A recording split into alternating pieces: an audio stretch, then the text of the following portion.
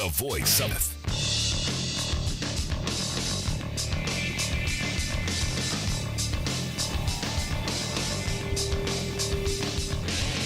And welcome, brothers, sisters, working class heroes. This is The Rick Smith Show.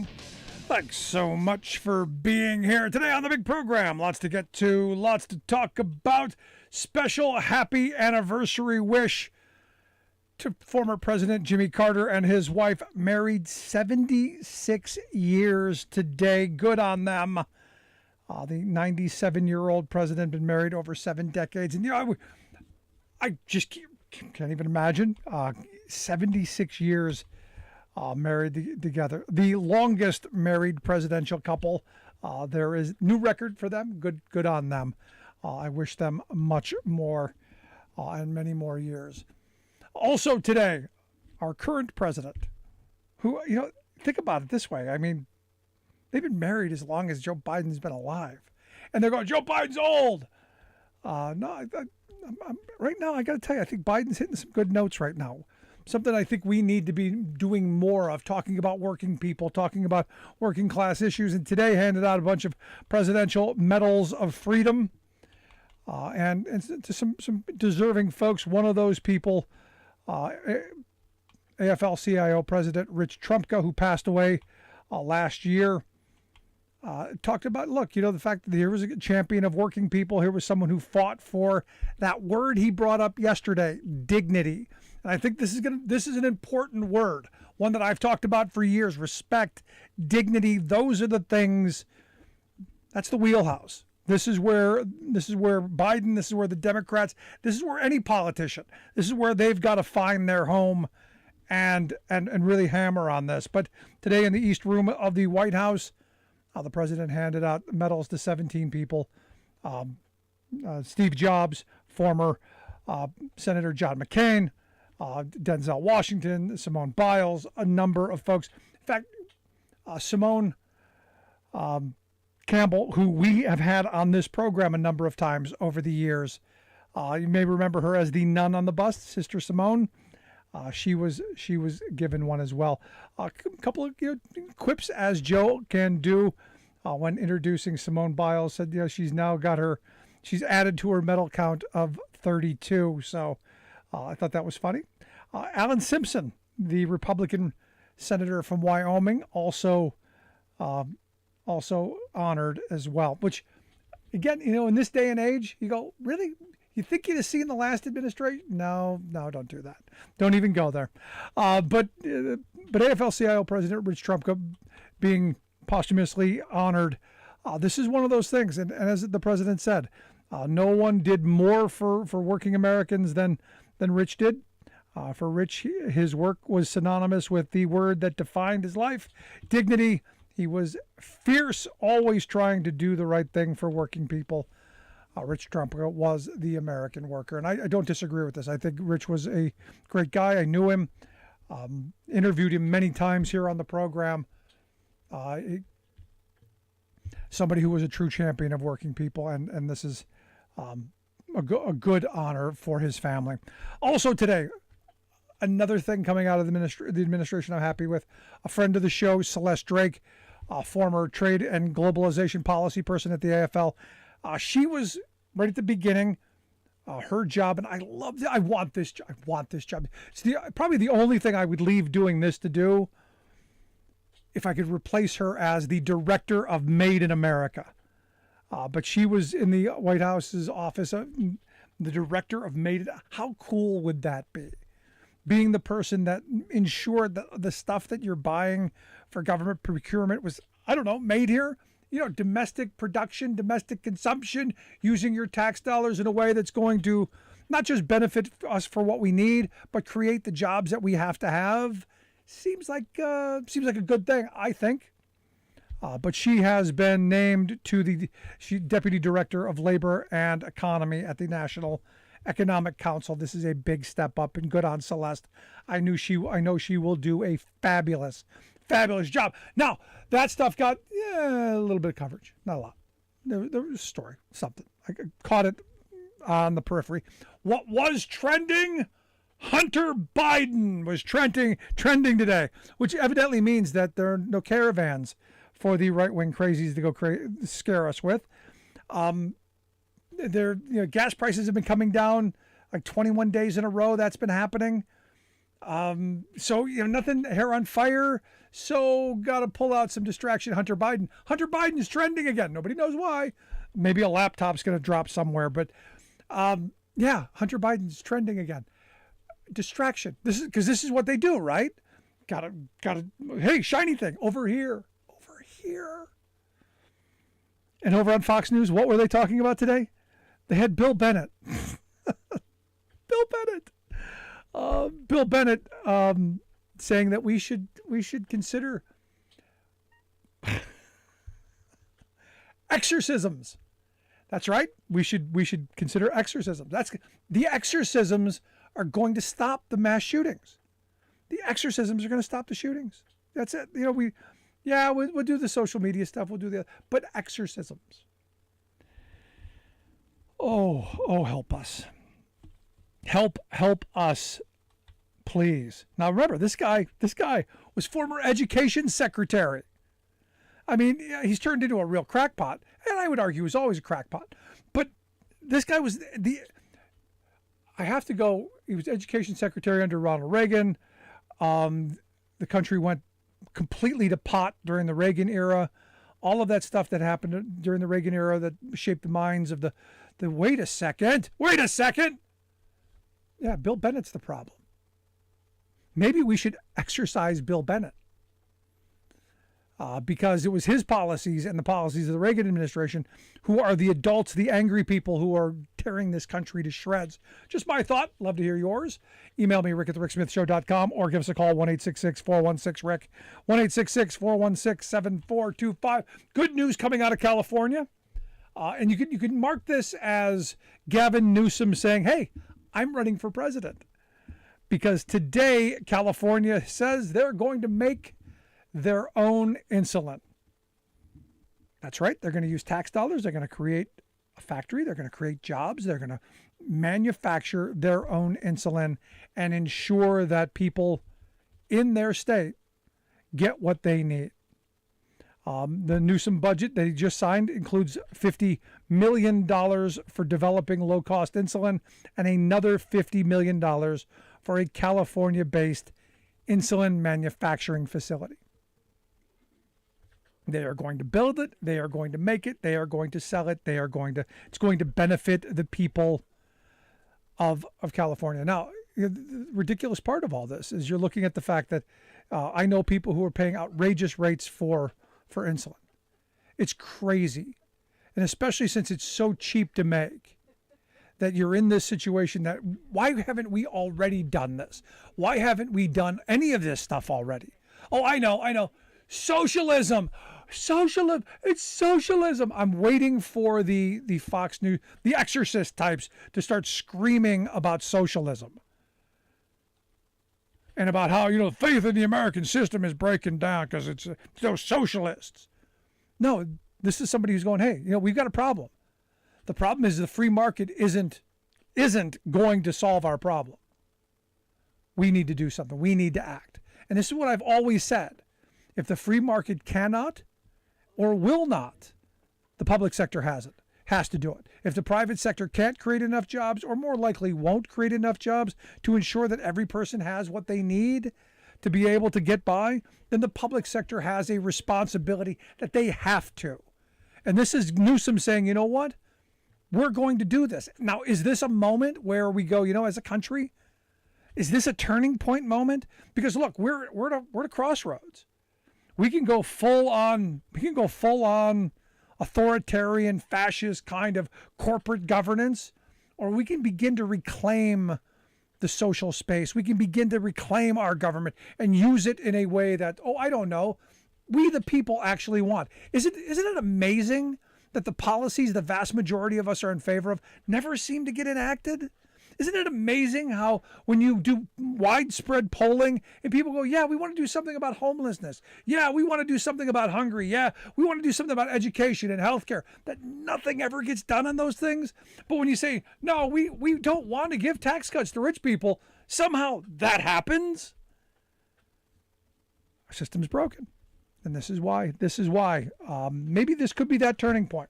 This could be that moment where we go, we're going to do things a little different. Let's go to the phones. Got Alice on one. Alice, how are you today? Oh, I'm fine.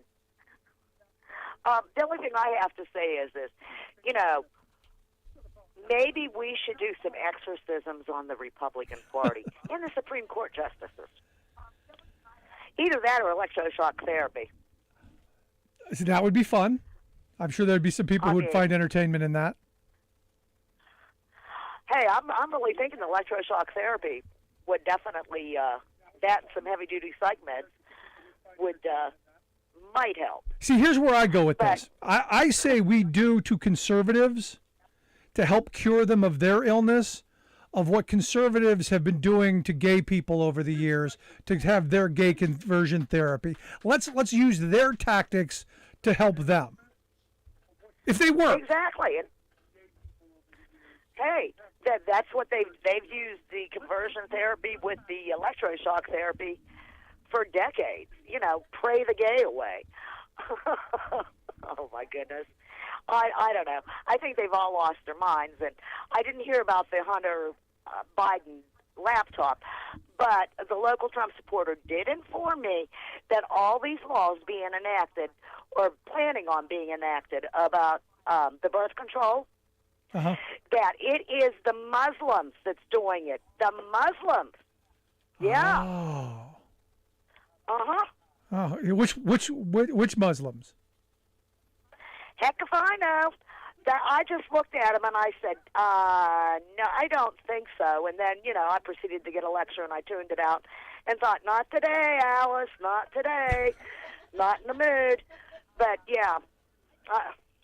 Okay, I'm gonna have to keep an eye on that. I got it. Now we've got to find out where we got to dig in and ferret down to find out where the claim is coming from. Well, I figured because they were talking about watching Fox, and I just started laughing on that one, and that it must be one of the Fox ding-dongs spreading it. So. Yep. I now have to know. I gotta find this. So if anyone knows where this is coming from, please let me know. 1-866-416-RICK, 1-866-416-7425. Anything else on your mind, Alice? Other than the fact that I think it's a good idea what California is planning on. And I'm just wondering can we join Canada and just let the MAGA idiots have the rest of the world? But anyways, have a good evening. You too. Thanks, Alice. Appreciate it. No, but I think this thing in California is a good idea. This could be a moment. Could be a moment where we begin to reclaim the social compact. Something that, again, going back to the Reagan era, has been broken down and shattered and destroyed. Something that we seriously need to be talking about. Love to hear your thoughts. Is it a good idea? Should we be producing the things that we need if corporate America isn't doing it? Especially at a price that is reasonable?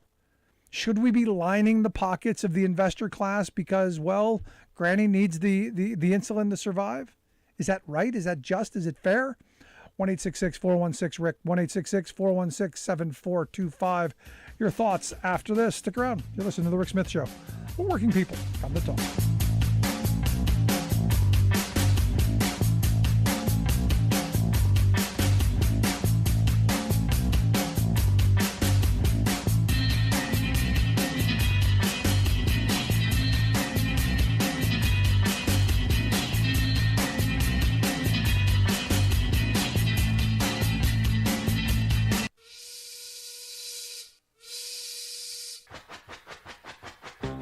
If you're a fan of the show, you've heard our labor history in 2 segments, and you can hear them on the radio pretty much anywhere in the U.S. Labor history has never been more important than it is right now.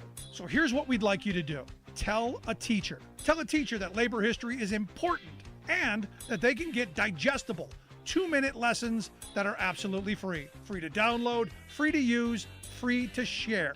Tell a teacher to go to thericksmithshow.com/history and help us put labor back where it belongs, in the classroom. Generations of American workers fought, bled, and died to build the American way of life. It's our job to keep their stories alive. Go tell a teacher that we're here to help them do just that. Find us at thericksmithshow.com/history today.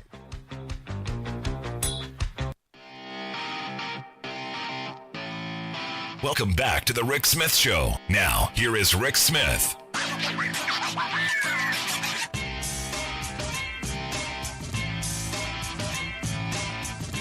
1-866-416-RICK, 1-866-416-7425. Check out the website, thericksmithshow.com. So, good news. We're talking about the infrastructure plan and the $1 trillion plan that the Biden administration was able to usher through, and Congress actually got done. An accomplishment, and a major one, something that's going to help our country long term, something that I've been advocating for a very long time. In fact, one of the things that I was supportive of when Trump talked about it. Every week during his administration was Infrastructure Week. You remember the cute little trucks he used to bring out, little photo ops he would take of him, playing with all the little different things? Yeah, that was fun. Yeah, oh, such fond memories. Sadly, we didn't get anything actually done. A lot of parties, a lot of show, a lot of projection, a lot of performative stuff. No actual, concrete being poured, no actual plans being drawn up, no shovels in the ground, none of that stuff.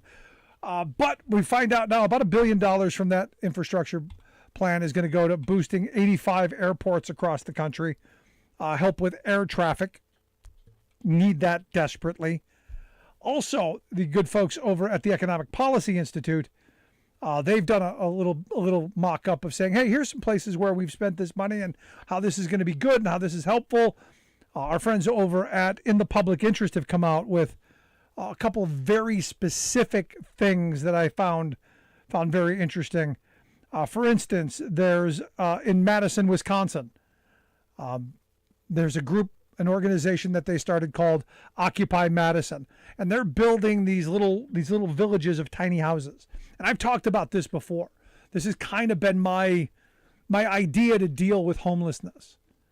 That it's one thing to give someone a place to sleep. It's another thing to give them an actual place where they can be.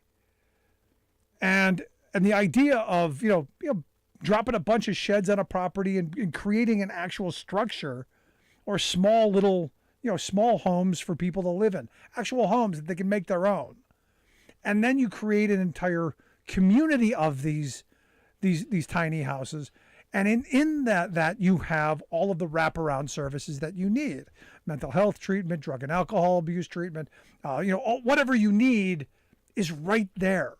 This way you can monitor folks, you can help them get their meds, you can do all of those things that need to be done. And they're actually doing it. And these houses are going to have solar panels so that they don't even have to pay the electric bills. And it's going to cost the city, evidently, about $150,000 to do this village, which is phenomenal. Also, money that was given as part of the American Rescue Plan. Again, one of the major accomplishments of the Biden administration. Minnesota gave public schools a total of $34.6 million to expand their summer academic and mental health support programs. When I was a kid, and I go back to this, we had, again, I grew up in a very poor area, a housing project on the west side of Cleveland. The local school was where you had a lot of programs for kids in the summer. They had, the Police Athletic League did their thing. Junior Achievement did their thing. There were other groups that, they had their programs, and it was funded by tax dollars. And they used the public space to bring all this together. And you had a school lunch program throughout the summer. It was helpful, and it was community building, and it was educational, and it was helping families deal with child care issues and all kinds of stuff. And also, it helped identify problems. It helped encourage, all kinds of positive stuff. And I remember as Reagan became president, all of that stuff went away. That school lunch program during the summer, that hot meal that those kids got, probably the only hot meal that they got all day during the summer, gone. President Ketchup is a Vegetable changed all of that. Because, they might get lazy. And this assault on the commons, this assault on the social safety net, this assault on community that's been going on all of these years. See, the reason that Republicans, today's conservatives, are so against Joe Biden is because they have worked so hard to tear down what our grandparents' generation built. This sense of community, this sense of oneness, this sense of being united, caring about your neighbor, caring about your community, taking care of others. One of the things they hated about Hillary Clinton, that idea that it takes a village. No, that's not their ethos at all. They're the Horatio Alger, pull myself up by my bootstraps by stealing other people's bootstraps. So, look, I know some of my conservative friends, when they hear, oh my gosh, we gave some tax dollars to a city in Wisconsin to build a tiny village so homeless people can have a place to rest their head and keep their stuff and feel safe at night, they're appalled. How dare you take from me and give to them? They're not worthy. Now, these are my Christian friends. But I say this is a great thing. This is what we should be doing. You know, I think anytime I talk about homelessness, I think of one person in particular. And look, you know, we had done homeless events for years here at the program. And at some point I want to do them again when we get the time and the resources to be able to do them again. But I think of one guy. His name was Joe. And I'll as long as I live, I'll never forget it. Joe was a conservative Republican his entire life until he got sick. Had a heart attack, worked every day of his life, never missed a day of work. Had a heart attack, lost his job, lost his insurance, ended up having to rely on what tattered, broken social safety net system we have. And it saved his life. He got the medical care that he needed. But in the process, there was nothing else for him. He ended up losing his home. He ended up losing all of his possessions because when you're homeless and you have nowhere to go, where do you put your stuff? And you have no income, you can't store it anywhere. It was just one problem after another. So he ended up living in the woods. And we used to do these Hungry and Homeless for the holiday events where we would rent out cardboard boxes and people could play homeless in the parking lot of the supermarket for a week. And he came and stayed with us. And I spent the entire week, the 10 days we were there, spent the entire time with him. And in the man, you know, probably 20 years older than me, in tears, thanking us because for those 10 days, it was the safest he had felt in a year. And for most of us, we don't even think about safety and security. But here's an old sick man basically on the side of the road that society just forgot because our system is so badly broken, because there are so many obstacles.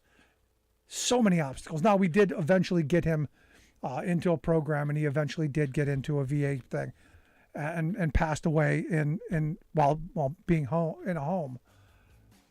But it shouldn't be that difficult. We should be doing much more for each other. Just my thought. Love to hear yours. Email me, rick@thericksmithshow.com. Also, never miss a moment, never miss a program. You can download the podcast wherever you get your podcast. You'll find ours.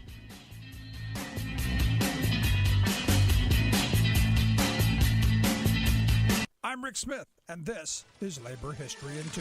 On this day in labor history, the year was 1894. That was the day thousands of Pullman strikers confronted state militia forces at the Grand Trunk Railroad crossing in Chicago. The strike began on May 11th after George Pullman slashed wages but refused to lower rents in his company town. In late June, Eugene V. Debs and the American Railway Union called for a national boycott of all Pullman cars. The boycott spread to 27 states, involving more than 150,000 workers. Attorney General Richard Olney issued an injunction declaring the strike illegal on July 2nd. The injunction failed to break the strike, but it did prevent union leaders from communicating with strikers. The next day, President Cleveland ordered troops into Chicago rail yards to crush the strike. Workers were furious. They flooded the yards, stopping trains, smashing switches, and barricading themselves with baggage cars. Fighting continued for several days as angry strikers stormed rail yards and overturned empty freight cars. Thousands of workers impacted by the Depression joined in, including those stranded in the city after the Columbian Exposition. 2 strikers were shot dead on the Illinois Central Railroad on July 6th. Workers responded by setting fire to hundreds of rail cars.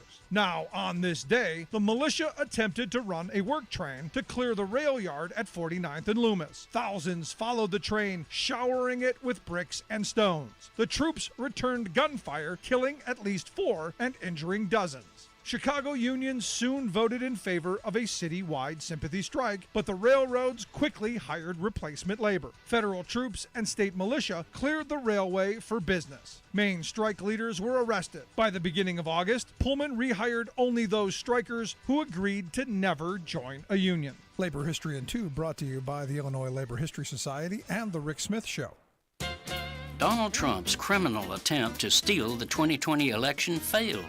But it's not the only recent coup attack on our democracy.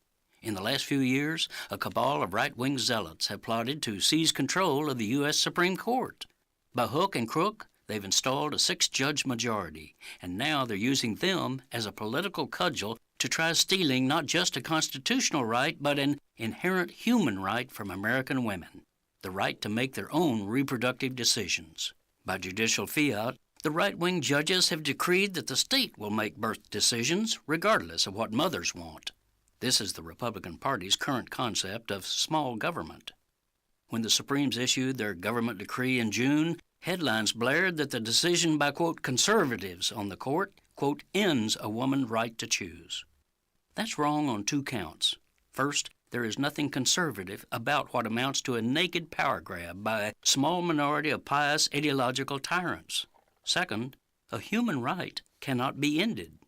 The judicial authoritarians who are perverting the court's purpose from justice to autocracy are deluding themselves if they think that 6 unelected judges ensconced in a marble bubble in Washington can deter the democratic imperative, much less the maternal authority, of millions of American women. Reality has many ways to conquer ideology. To be blunt, the right wing lost this fight the moment it won the ruling. Unfortunately, even the Biden White House doesn't get the depth of the public's outrage and determination to restore this right into law. Asked about rising anger at his inaction, Biden dismissed the critics. "I'm the only president they got," he snapped. This is Jim Hightower saying Joe might want to reflect on the vibrant history of American democracy. If leaders don't lead, the people will, even if that means getting a new president.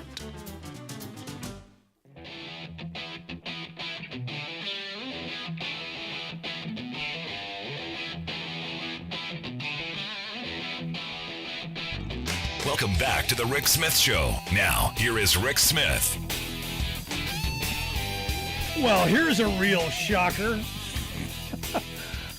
Donald Trump quit the board of his social media company. He is no longer on the board of Truth Social. And what's even more interesting? Is a whole bunch of them evidently just before this, the bad stuff started coming down.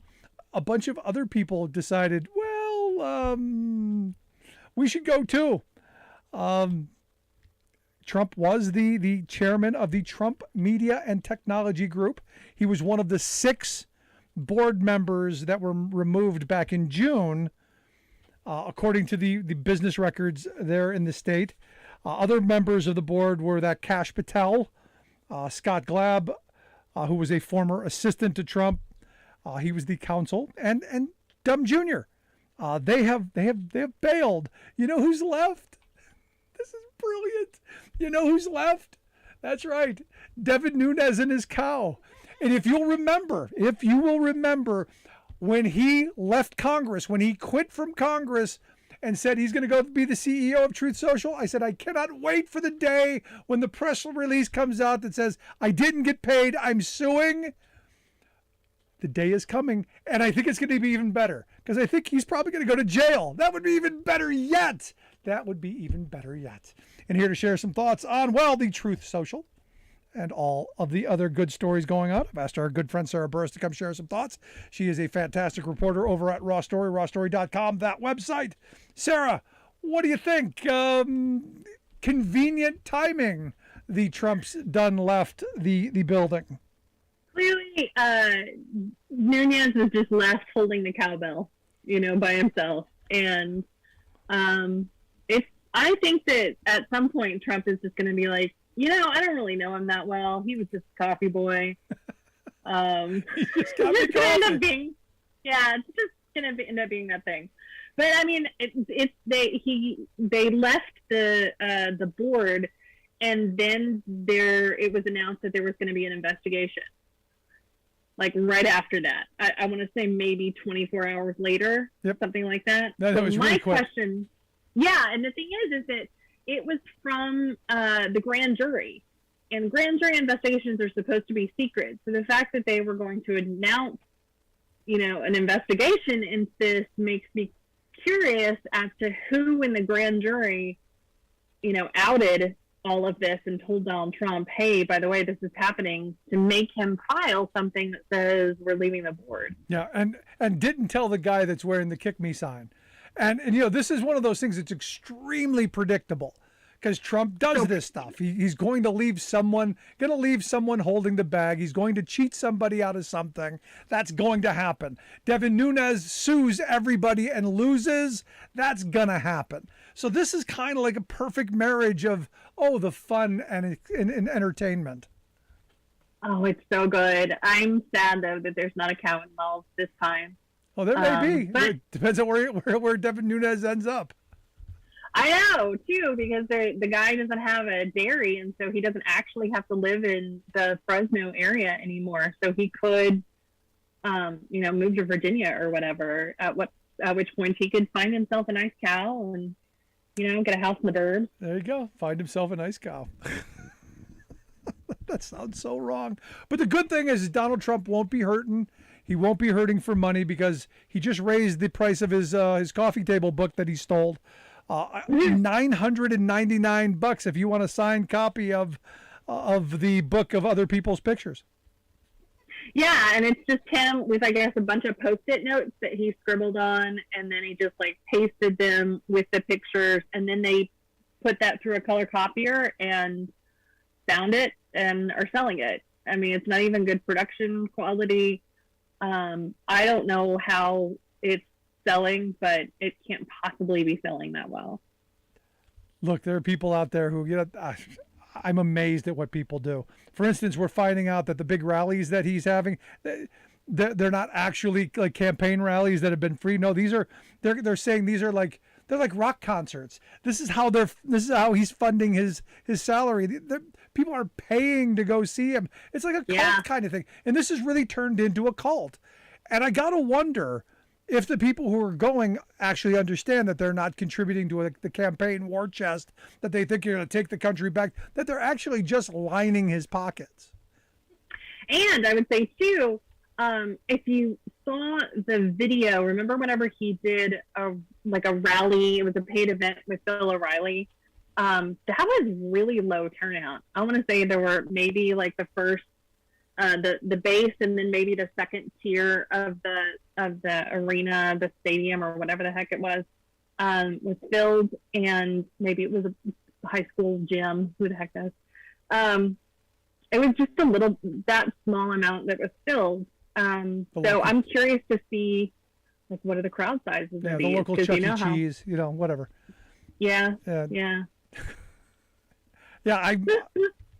It's going to be interesting to see where, for somebody who's got so many legal problems in the fire. I mean, you look at what's going on in New York, you look at what's going on in Georgia. You got this whole January 6th thing still going on. In fact, tomorrow you're going to have this Pat Cipollone, who has. Do you think he wants to testify and is just kind of being pulled into this, or do you think he's being compelled to testify? I personally think he wants to clear his name, but he wants to look like he's putting up a fight. Curious, your thoughts? I could go either way on that. I do think that he is kind of looking for a way to figure out how to spruce up his reputation, because the guy's got to work for another, 10, 20 years, right? And he's got to make some kind of bank. So I don't know the extent to which he wants to work for the government ever again, or if he's just going to be in private practice. But he's not going to end up being a paid Trump lawyer. Nobody is a paid Trump lawyer. So if you actually want to make some money, then you've got to have a reputation for being a respectable lawyer. And, most White House counsels end up being respected lawyers, except for Pat Cipollone because he works for Donald Trump. So, I mean, he's in between a rock and a hard place. And so I think he has a unique opportunity in that Cassidy Hutchinson set him up to be able to talk about things that are not necessarily that would definitely never fall within executive privilege. Not that there is any executive privilege, but even if there were, none of the things that she said would fall under that. So I think he could just walk in and confirm everything that she says, and that would be enough just to, sink Trump. Now, I found it interesting that Hunter Biden was trending today on Twitter. So that tells me the right-wing distraction machine is really concerned about Cipollone's testimony, even though we're not going to find out what he says. They're not going to put it on. There'll be no leaks. There'll be none of this stuff. But just the mere fact that he's testifying, that he's going in, this has got them all, and look, there are no caravans to distract us and scare us with. So you got to go to the Hunter Biden well one more time. I want to see that testimony. Why can't we see it? That's a good question. I don't know. I really don't know. I know that the committee has done just tons and tons of these meetings, and they've taped them all, and sometimes those tapes end up in the hearings. So maybe that could happen. I assume that he negotiated it that way because he probably doesn't want Donald Trump to, see what he's saying. I remember the note that they put out that was a threat to one of the witnesses that said, Donald Trump reads the transcript. Yeah. And then Michael Cohen came out and said, no, he doesn't. He has somebody read them for him and then basically tell him what happened. Yeah. So, I mean, there's not going to be a transcript that's public for a very, very long time until I think there would be an indictment. That's when you'd find a transcript. Yeah. Any chance there's going to be an indictment, you think? I still don't think there's going to be. My every shred of my fiber says there's going to be no accountability at the end of this road. But there's that little sprout of optimism that goes, no, maybe this time is going to be different. Maybe this time you can be a real boy. I don't know. Maybe something. I think the one thing that Cassidy Hutchinson said last week was that Trump knew that they were armed. If Pat Cipollone can confirm that, or if anybody else can confirm that they call, if Trump knew that they were armed, that all of those people were armed when he sent them to the Capitol, then there's absolutely no doubt in my mind that they could indict. There's a bunch in here that I think you could indict for. I think that would be enough to be able to say, yeah, we can make this happen. This is a sure case. Yeah. But I think he should. I think he absolutely should. There's enough there. I think he's just being a wiener about it. Yeah, because that's the perfect legal term for that. You listen to the Rick Smith Show. It's a highly technical term. We're here with Sarah Burris. Sarah's a reporter over at Raw Story, rawstory.com. If you want to check out the incredible work that she does there. You also got a story on Rudy. Evidently, Rudy's going the Nixon route. I'm not a crook. Oh my God. Like, do you not remember that? I wasn't even alive. And I know that from hearing the audio so many times and people being like, I am not a crook. People making fun of it. Like, wasn't there a Beavis and Butthead episode where they were like, I'm not a crook, I am Cornholio. But but Rudy Giuliani is so willing to just get up in front of a camera and be like, you guys, I'm a good guy. I never did anything wrong. I am not a crook. And you're like, oh, honey, just stop. Just save yourself. Yeah, I never took it. If I was his lawyer, I'd just be like, you need to go in the mountains in a cabin where there's no phone or internet and stay there. Just shut up. I never took money from the Mujahideen cult. I never took any money from terrorist organizations. No, of course. I look at Giuliani, I go, how do you fall so far?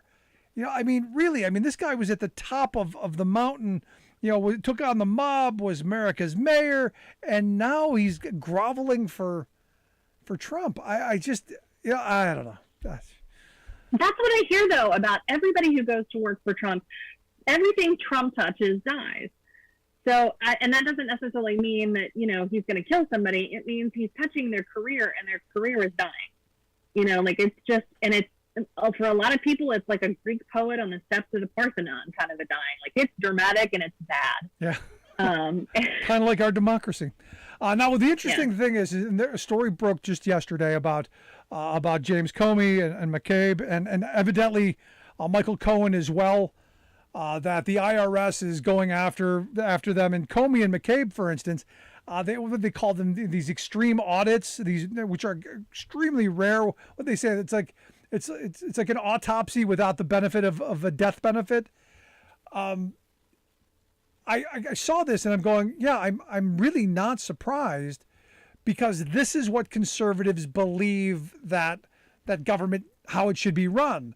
This is what they accused Obama of doing, for instance, all during the Tea Party years. He's using the IRS to audit, which is no proof of that anywhere. So it's another one of these examples, and I've said this for years, when someone is accusing you of something, it's because they're doing it. And this is that example played out in real time. This is the perfect example. And what happened after they decided that they were going to blame Obama for targeting his political appointees or something, they started defunding the IRS a lot. So the IRS doesn't really have a lot of money to be able to audit a whole lot of people. So I think the New York Times did an analysis of how many people end up being audited per year with these like rectal exam audits. And I think it's just like, I think in 17, it was something like 4,000. In 19, it was like 5,000. So they calculated out what the odds were that McCabe and Comey would be two of the people audited. And it's 1 in 82 million. To put that in context, if you play the state lottery, if you play your state lottery, your chances of winning are 1 in 40 million, give or take. So you have a better chance of winning your state lottery twice than than by getting audited like this. When they did James Comey's audit, they actually found out he had to like show a Christmas card to prove that he had children. He had to justify that he bought a toner cartridge and he didn't have a receipt for it. So he had to go and find like a proof of a credit card that he purchased it. And they ultimately ended up finding that he overpaid on his taxes by $341. So, I mean, you're talking about months and months and months of an investigation, paying someone's salary to do this. You spent thousands of dollars in government money to go after these guys and find nothing. It reminds me a lot of the special counsel that's been going after the Clinton lawyer. It's the same thing. Yeah. Like, we're spending all of this money at a time when I feel like maybe we should be going after a couple of billionaires that don't want to pay their taxes. No, I'm right there with you. But this isn't about making sure that people pay this is about punishing people. This is about punishing the disloyal. And this is, Comey not doing what he was supposed to, and McCabe not doing what he was supposed to. This is the punishment. And this is what because again, I come back to, this is what they believe Democrats do to them. Even though there's no evidence of it whatsoever, it's what they believe. And I would say it's not just punishment for not necessarily being loyal. It's punishment for not doing what Donald Trump tells them to do. Right. That's the loyalty. But it's beyond that. Yeah. And the case of Michael Cohen is they forced him into pleading guilty for tax evasion when there was no proof. And what Cohen has said is he was like, look, there are a lot of things that you could charge me with that are completely legitimate. But that one, like, that makes no sense. And there was no proof of that. And he just ended up taking a deal and saying, all right, I'll plead guilty to this stuff and you'll put me in jail for a couple of weeks. You take the deal, you move on. You can't fight. Yeah. You can't fight that. It's not that at all. But the reality is they've got a lot of problems, and violence being part of it. I'm looking at this thing from Michigan, these Proud Boy idiots going to a library, beating up on librarians and harassing them. And what's interesting to me about this whole thing, and you've got a great story on how afraid librarians are of these crazy people, is they never go to places where someone's going to push back. These real tough guys, these Proud Boys, they never go after someone who's gonna beat them down. It's always the weaklings. They always go after someone that's weaker than they are. I mean, they're showing up at like libraries where they've got drag queens reading to kids. I mean, for Pride Month stuff, it's really bad. Like, I don't understand what they're thinking in terms of like how this looks from a PR standpoint. You got to be like, dude, this is not good for you. You need to like do some better stuff with your image and not be marching in the streets with hoods on. Well, we're taking on the gay. Yeah, it's really weird, but like librarians, who doesn't love a librarian, right? And so now they're going after these poor people who are, first of all, they're trying to cut all the books out because God forbid you read a book about, my example in my story was Walt Whitman dancing around naked in the forest. We can't have that. Or something like, Maya Angelou talking about her experience being a young Black woman in America, or anything about slavery. Like, they've got to remove all of those books. And so if you don't, then a parent is going to go after these poor librarians. Like, somehow they're trying to indoctrinate these children. And it's just like, all these women who've done this for, 15, 20, 30 years are just like, I'm done. And that's the point. And this is where they can't be done. This is where they have to stand up, because that's the point. They want to harass them. They want to intimidate them to where, good people go away and they can put crazy people in. That's the MO.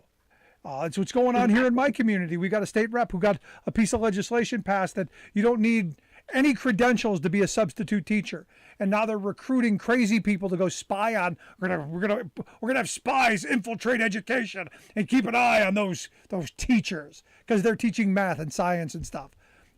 And eventually they're going to break down teaching credentials to where it's all going to be the crazy people. Well, and the thing too is that in Oklahoma, they're so low paid that it doesn't make any sense to be a teacher anymore. You make more money being a Walmart greeter. A friend of mine who is like one of those people who was born to be a teacher, like born to be an elementary school teacher and work with very, very small kids. Like, this is somebody who always has a smile on her face, the perfect person for this job. And she made more money working in the pharmacy at Target than she did as a teacher. And so she went back, took a few classes to get a pharmacy license, and now makes twice as much. Jeez. And it's like, man, of all people, we really lost somebody that was amazing. Now apply that to every community in the country. No, and that's the reason they do this. They beat up on the weak. They beat up on the people who can't defend themselves because, well, they can. And this is where good people have to step forward and speak out. It's insane to me. But Sarah, I appreciate the time as always. Great stuff. Keep up the good work. Thank you. Have a good weekend. You as well. Our good friend Sarah Burris. Make sure you check out the work that she does over at Raw Story, rawstory.com. The website. We'll get links out on social media. You can follow along on the work that she does. Quick break, right back. Stick around. You're listening to The Rick Smith Show. We're working people. Come to talk.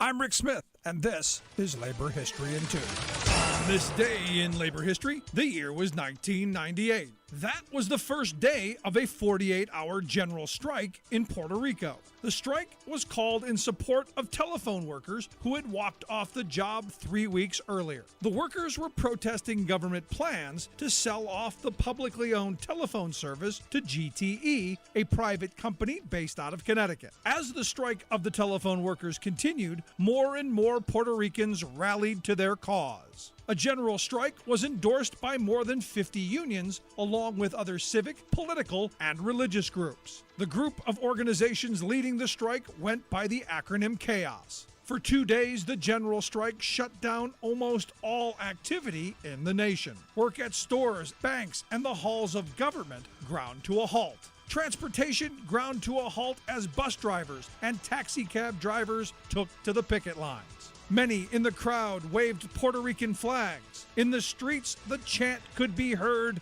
"Hilga, Hilga," or "Strike, strike." Many also chanted, "Never surrender. The telephone company belongs to the people." The strike won support outside of Puerto Rico as well. The Health and Hospital Workers Union 1199 in New York issued a statement of solidarity and a $100,000 donation to help support the cause. After the success and support of the general strike, the telephone workers remained on the picket line. The strike wore on for 41 days. In the end, GTE won the day. The company promised not to retaliate against any striking workers.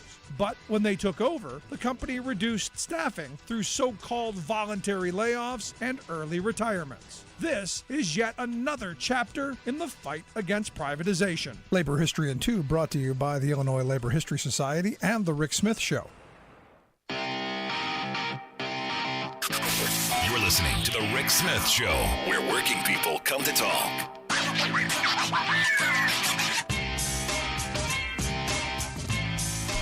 So Sidney McCain said that she doesn't believe her husband would recognize the Republican Party. And look, I don't think so either. And it's only been a couple of years since he's been gone.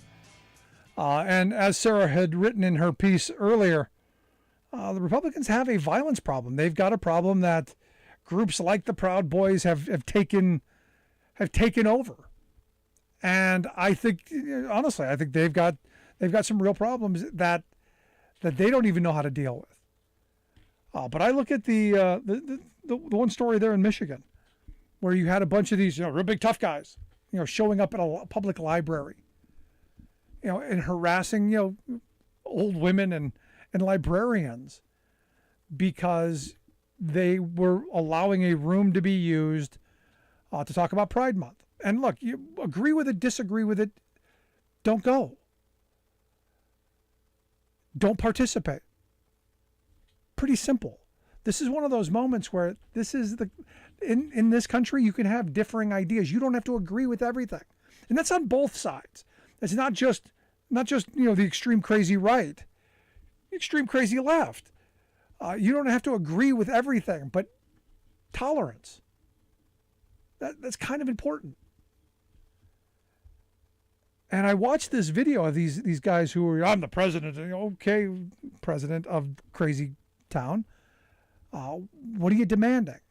You're demanding that your views be filtered down to other people's children. Well, you can't have religious freedom and parental rights and all of the things that you claim you believe in, and then say that your way is the only way.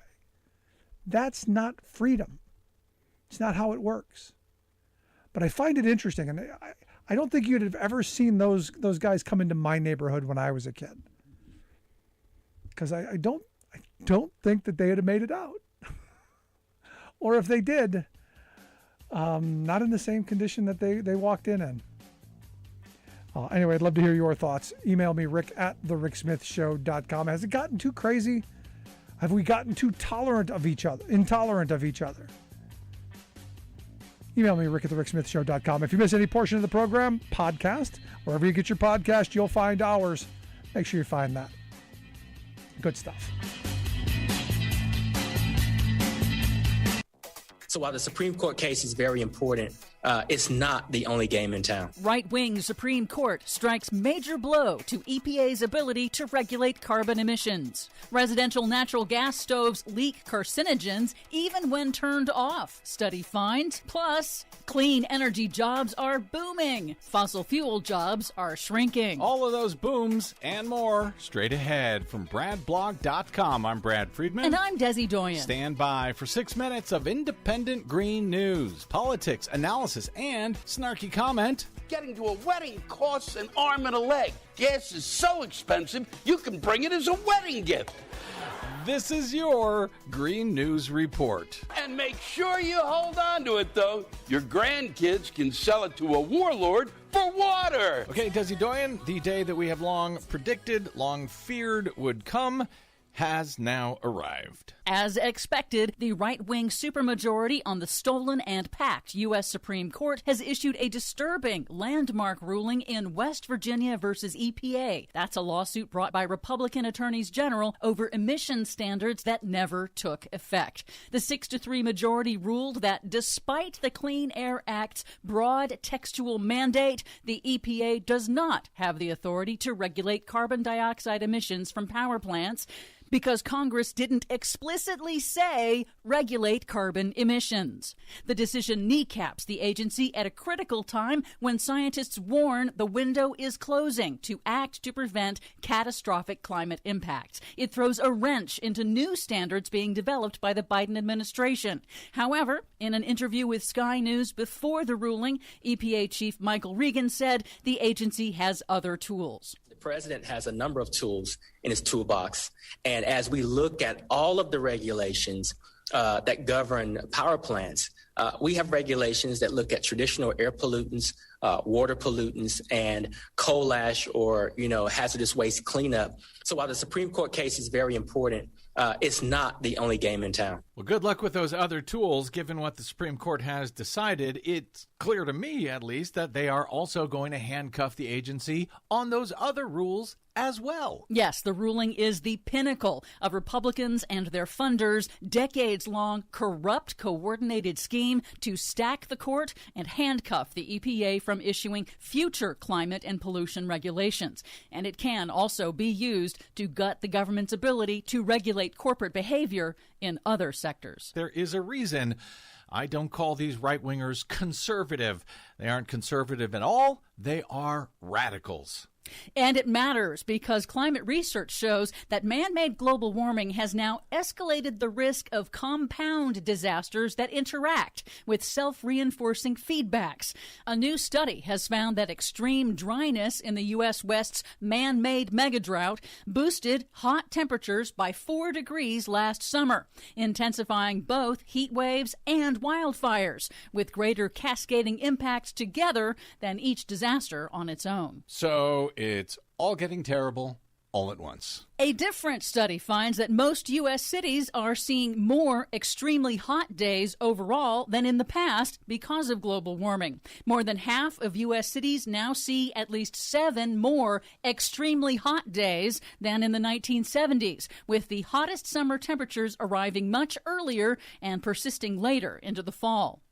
In other news, new scientific research shows that residential natural gas stoves leak carcinogens, including benzene and 20 other toxic air pollutants that are linked to birth defects and cancers, and they do it even when turned off. So that is the clean natural gas we hear so much about? So-called. Nice. This is the first study to document additional pollutants included in the natural gas that's piped into homes, part of a growing body of research identifying natural gas as a significant source of indoor pollution. Electrify, please.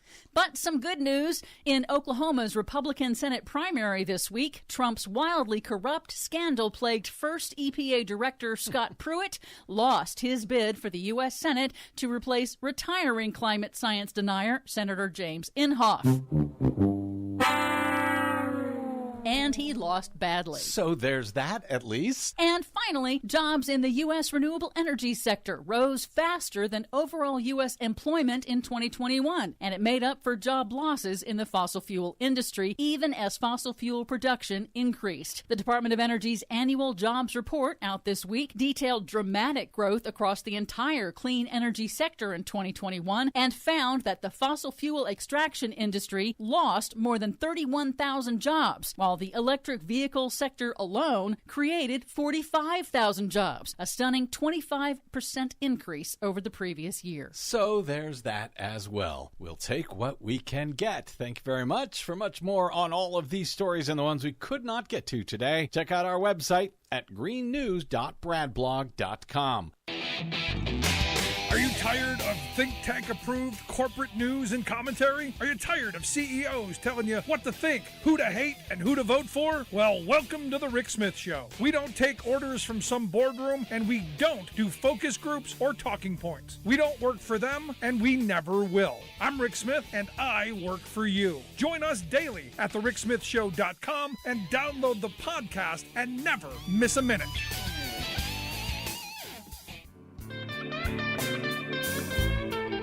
Welcome back to the Rick Smith Show. Now, here is Rick Smith.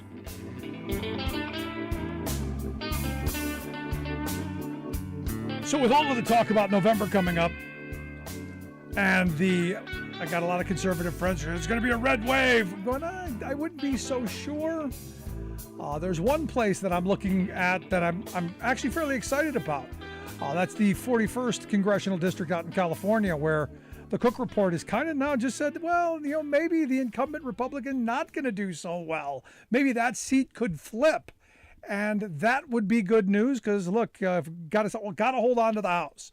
Got to hold on to the Senate if anything is going to get done over the next couple of years, because there's so much work that needs to be done. If we're going to help move this country forward, we're going to help fight inflation, we're going to help get education for our kids, health care for our seniors, for ourselves. And look, after Newsom's announcement today, I am thrilled with the possibility of changing directions. This could be a key seat, and that's why I've asked Will Rollins to come talk with us. Will is a candidate for Congress in that 41st Congressional District in California. The website, willrollinsforcongress.com. We'll get links out on social media. Will, thanks for taking time for us. Thanks for having me, Rick. So this is big news. The Cook Report coming out and saying, hey, leaning your direction in what is supposed to be the red wave year. Yes, we were thrilled to see that ratings change. And, we held the incumbent Republican to under 50% of the vote combined. So I think a majority of voters in the primary already rejected Ken Calvert, and I expect a majority will continue to reject him this November. Now, how much of that has to do with his involvement in the events of January 6th? Because this is, I still say this is going to be a big thing down the road. Not quite sure how much it's going to mean in this election. But for you directly, this is something. As a former federal prosecutor, how much is this that? Yeah, so I did get into this race because I was a federal prosecutor for 5 years in the Central District of California, specialized in counterterrorism and counterintelligence cases. I helped prosecute some of the people in Southern California who flew back to attack the U.S. Capitol on January 6th. And that is a big part of the reason I got into this congressional race after Calvert voted to overturn the election. But, I really think it's not just his vote to overturn the last presidential election and his spreading of conspiracy theories about fraud. It's the fact that he is more focused on that than he is delivering for our communities. And it's a pattern that I've seen consistently among the radical right. It's, let's talk about a, quote, stolen election. Let's talk about banning abortion across all 50 states. Let's talk about banning the word gay in public schools. Let's talk about anything other than substantive policy ideas to actually help people who have to work for a living see an increase in their wages and take-home pay and a decrease in taxes on working families when some of the wealthiest people in the United States are walking home paying literally $0 a year in federal income taxes. And so I think people see this as part of a political strategy that is going to fail for people like Ken Calvert, who's focused on that and has no actual ideas for the future of Riverside County. No, you're so spot on, right? And this is something I've been talking about for years, actually. That they feed them the outrage candy, keep people, all riled up and angry at each other. And so they won't notice that there's nothing policy-wise to help them lead better lives. You looked at the last 4 years of the former administration, there were no policies to move this country in a positive direction. There was no way to get our kids better education. They had infrastructure planned every week. We didn't get any infrastructure. All of the things that we need never seem to get done, Will. Absolutely. And, you look at Riverside County, where the average and median income is between $70,000 to $100,000 a year. I've talked to small business owners in my district who are paying upwards of 30% per year in federal income taxes. And, the burden on people who have to work for a living, who have real jobs, who are trying to make ends meet, is extraordinary compared to the 400 wealthiest families in the United States who control more than 60% of all wealth, more than 150 million people, and pay an average annual federal income tax rate of 8%. Some of them, like Elon Musk and Jeff Bezos, paid $0 in federal income taxes twice in the last decade, which, to me, that just is a sign that Republicans and Democrats alike who have to work for a living should be united on economic policy. And it is remarkable to me that we are not, because instead what we've gotten caught up debating is who won the last presidential election. And that is so idiotic compared to what we really should be focused on, which is our future and lifting people out of poverty and helping, increase wages for people who have seen 40 years of stagnant wage growth, while the upper echelons, top 0.5%, have seen astronomical growth in their net worth. While you're out talking to people and you're out doing the, knocking on doors, kissing babies, all that stuff, and you talk about, raising taxes, and you talk about investments and the kind of things that you've just said, do you find that across the political spectrum, people agree with you? And things break down when you start talking about party affiliation? Because look, I believe average everyday working people think we should have a much fairer, much more just tax system. That going back to the days of the cave, the bigger your shoulders, the more water you carry back. That you should be taxed at a higher rate if you're Elon Musk than someone who's saying, hey, you want fries with that. But we never, because our political system is so broken, we never get those policies actually put forward. So do you find that people, when you talk to them, are in favor of higher tax rates, a much more progressive code, much like we had during the good socialist years of Dwight David Eisenhower? Or do you think we're still stuck in that team sport right-left mentality? I think a lot of people don't know, to be honest.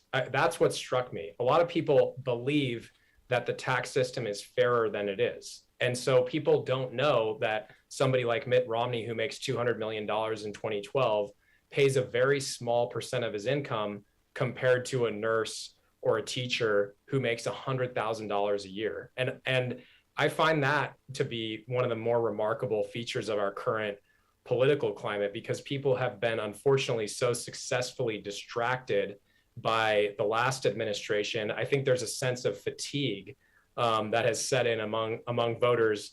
And part of what I have seen, when I do talk about not even really, of course, I favor progressive taxes, but what we're talking about now in the United States is regressive. So lower income people paying more of the percent of their income than the upper echelons.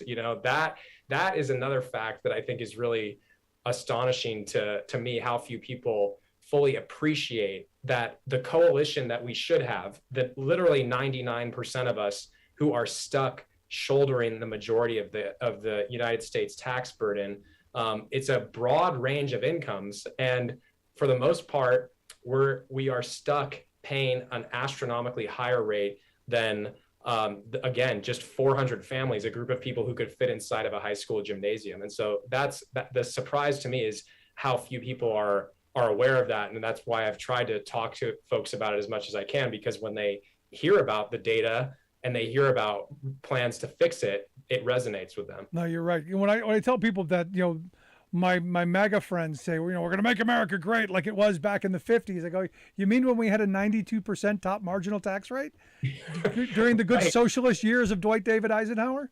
Right. And they were even higher under Reagan too. I mean, and the marginal rates were higher under Reagan, and rates were actually increased at one point under Reagan. That's something that, folks nowadays, it's just hard to see them doing anything like that in the future. And there used to be at least some basic argument about fiscal responsibility within the Republican Party, and that has also completely evaporated. And you look at the Trump 2017 tax cuts, which, I'm in California, the state that benefited the most from those tax cuts was Wyoming. It added billions of dollars to the deficit.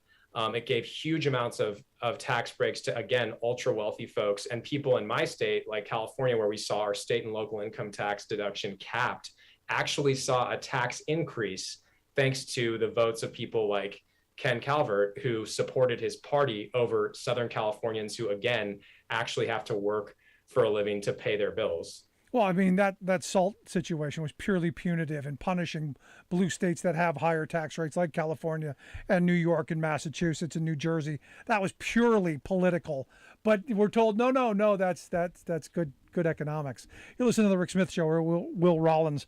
Will is a candidate for Congress in California's 41st congressional district. WillRollinsForCongress.com, the website. We'll get links out on social media how you can take a look at that. Hopefully you'll go there, maybe make a donation, because campaigns are expensive. As we just found out, Rick Santorum's still trying to pay off his 2 presidential runs in 12 and 16. That ought to be fun. So if me, I'm a union guy. I make no bones about that. Unions have been under attack for the last, my entire working career. But we have a president right now in Joe Biden who has, in my view, been the most vocal, most supportive person of labor unions in the country. I think we need major comprehensive labor law reform like at no other time.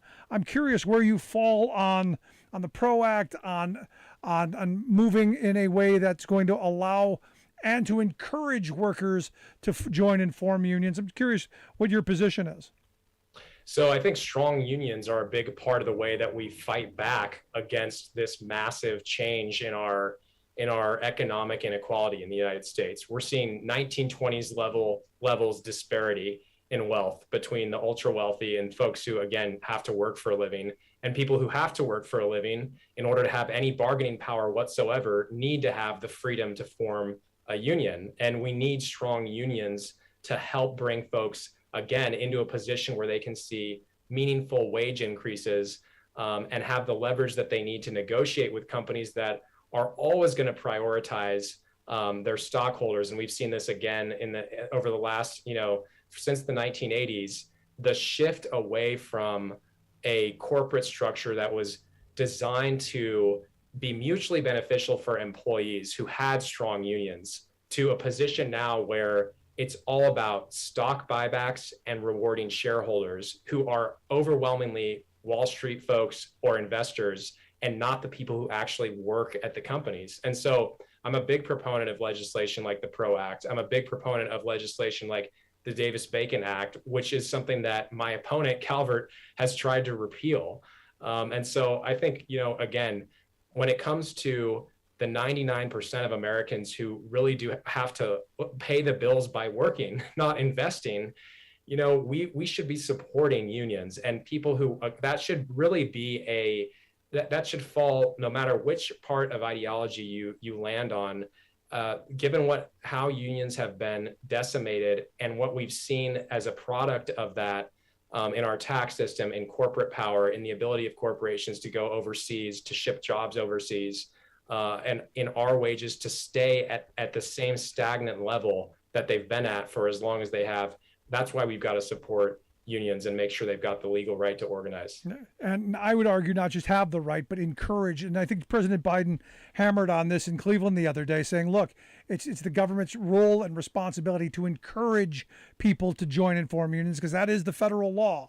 It is to encourage that relationship so that you can engage in collective bargaining, to share in the wealth that your labor creates, to fight for better wages, hours, conditions. And I'm glad you brought up prevailing wage in Davis-Bacon, because, I look at California as the example of what not to do.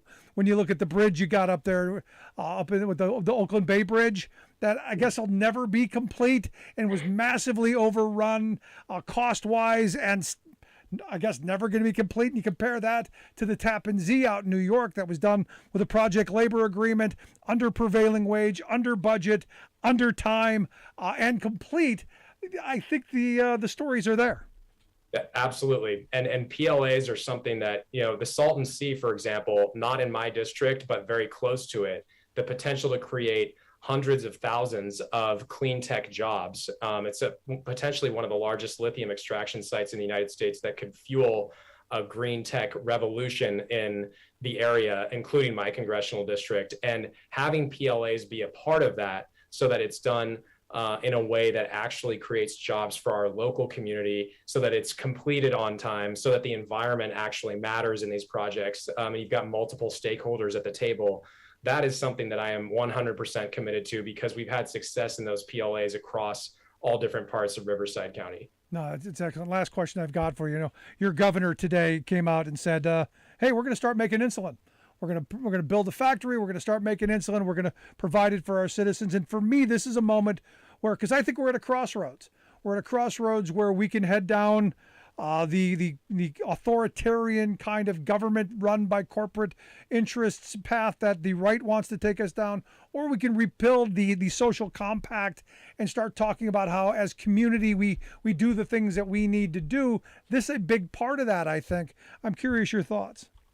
Yeah, 100%. I mean, and I'm running against a guy who voted against capping the cost of insulin. And if you talk to people who rely on insulin to survive, I don't know how you look those people in the face after a vote like that. And so I'm pleased to see that people are stepping up, given the crisis that so many Americans are dealing with in insulin right now. And that's the type of responsive government that we need. Somebody who responds to an emergency, right? Not somebody who, again, is going to put big pharma over patients and people who are struggling to make ends meet and just get the medication that they need to survive. Yeah, give me your 30-second elevator pitch. Why Will Rollins? Because I'm going to work hard for you, unlike the incumbent for the last 30 years, you know. And whether it's on the economy, on infrastructure, on taxes, I've spent my entire life growing up in a household that was split between Republicans and Democrats alike. And I can tell you that at this moment, there is only one party that is committed to delivering for you. And there's only one candidate in this district who is committed to delivering for people who actually have to work for a living. And the rule of law, our institutions, everything that we hold dear as Americans is on the line in the ballot box this November. And so freedom for women, freedom for LGBTQ Americans, all of that, you've got to support folks in office who are going to stand up for what they believe is right, regardless of party, and protect our institutions and protect the right to work and the right for folks to organize and the right to have livable wages and livable salaries in an area where costs are just getting too astronomical thanks to corporate interests. There you go. The right to life, liberty, pursuit of happiness. All good stuff. Will Rollins, I appreciate you taking time for us. Great meeting you. I hope you'll come back and talk to us again. Best of luck. If there's anything I can do, let me know. We're here for you. Thank you, Rick. Good stuff. Make sure you check out their website, willrollinsforcongress.com. We'll get links out on social media, how you can take a look at the work that they're doing there. And again, like I said, you can throw a quick donation. That'd be helpful because campaigns are costly. Quick break, right back. Stick around. You're listening to The Rick Smith Show. We're working people. Come to talk.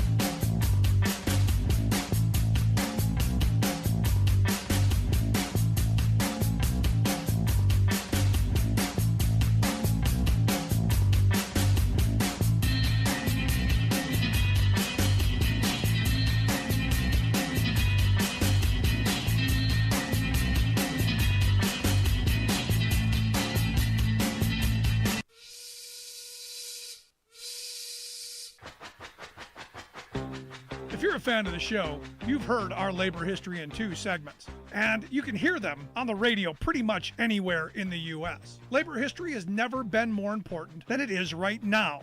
So here's what we'd like you to do. Tell a teacher. Tell a teacher that labor history is important and that they can get digestible 2-minute lessons that are absolutely free. Free to download, free to use, free to share. Tell a teacher to go to thericksmithshow.com/history and help us put labor back where it belongs, in the classroom. You know, generations of American workers fought, bled, and died to build the American way of life. It's our job to keep their stories alive. Go tell a teacher that we're here to help them do just that. Find us at thericksmithshow.com/history today.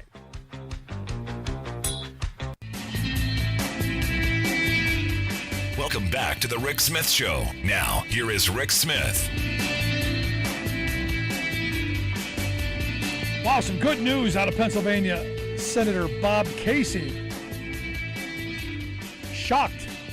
Kind of actually shocked. Casey has come out and said, let me be clear, If it comes down to protecting the filibuster or protecting a woman's right to choose, there should be no question that I will vote to protect a woman's right to choose. I'll be honest, Casey was, moderate Democrat, is a moderate Democrat. His father was the guy who was governor here, who got, the abortion restrictions put into place. Casey's always been kind of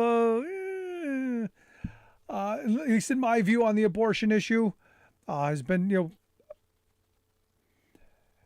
safe and legal, rare kind of thought process.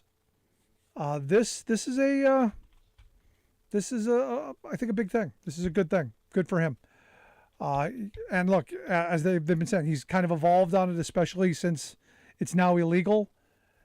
It's one thing to during a campaign to say, no, I'm against it, because it's legal and it's not going anywhere. Now that, the dog caught the car that no one thought would ever catch the car, now you got to actually take a position, and good on Bob Casey for standing up. As I said a minute ago, Rick Santorum's broke. Evidently, he still owes about $1 million to his campaign, to his creditors over his 12 and 16 campaigns. Remember that fiscal responsibility stuff? Yeah, I guess they don't pay their bills. Funny thing going on here in Pennsylvania as well. Dr. Oz evidently got caught filming a campaign ad in his run for Senate in Pennsylvania. Let me put this right, because it's a mouthful. It's a jumble. He, while running for Senate in the state of Pennsylvania, wait a second. While running to be the senator from Pennsylvania, he was caught recording his ad wanting to be the senator from Pennsylvania from his mansion in New Jersey. So he was at home in New Jersey recording his campaign ad for the job he wants in Pennsylvania. Now, again, one of the knocks here is he's a carpetbagger, and everyone knows that, because there's been tons of, hey, his address is a strip mall. Evidently, he put his address as like a campaign office in a strip mall, which you can't live in. But they caught him. But look, he's not even the worst Republican candidate yet. Now he's down by about 8 points. You got that J.D. Vance in Ohio, who's down about 8 points to Tim Ryan, which is good news for working people.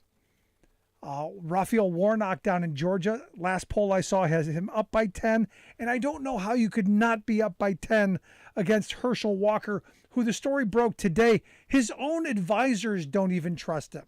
None of the people who work for him believe him. This is the problem with our politics. And I've been saying this for years. I've known political operatives for years. I believe stuff. If I work for you, I'm going to believe in you and I'm going to fight for you. I'm not soulless enough to go, I just need a job.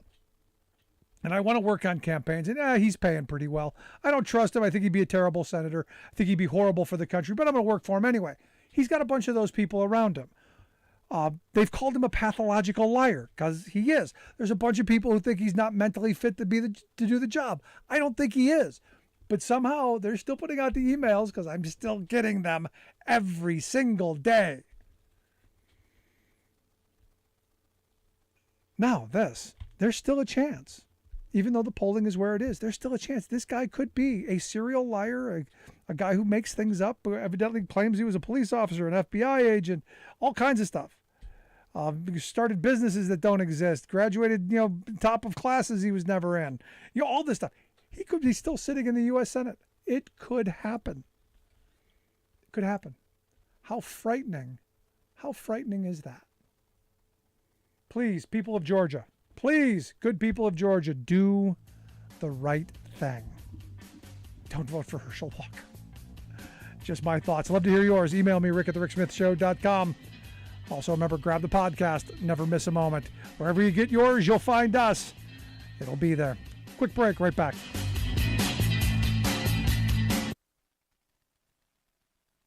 I'm Rick Smith, and this is Labor History in 2. On this day in labor history, the year was 1998. That was the first day of a 48-hour general strike in Puerto Rico. The strike was called in support of telephone workers who had walked off the job 3 weeks earlier. The workers were protesting government plans to sell off the publicly owned telephone service to GTE, a private company based out of Connecticut. As the strike of the telephone workers continued, more and more Puerto Ricans rallied to their cause. A general strike was endorsed by more than 50 unions, along with other civic, political, and religious groups. The group of organizations leading the strike went by the acronym CHAOS. For 2 days, the general strike shut down almost all activity in the nation. Work at stores, banks, and the halls of government ground to a halt. Transportation ground to a halt as bus drivers and taxi cab drivers took to the picket lines. Many in the crowd waved Puerto Rican flags. In the streets, the chant could be heard,